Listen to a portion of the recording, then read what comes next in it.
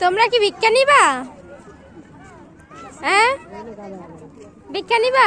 এখানে বসছো যে, কয় টাকা দিলে হবে?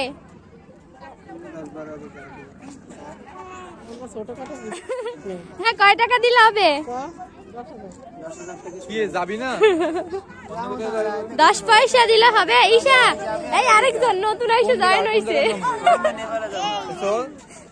কয় হাজার টাকা দিলে হবে? না না কয় পয়সা? তোর ভাগের দিয়ে একজন চলে গেছে।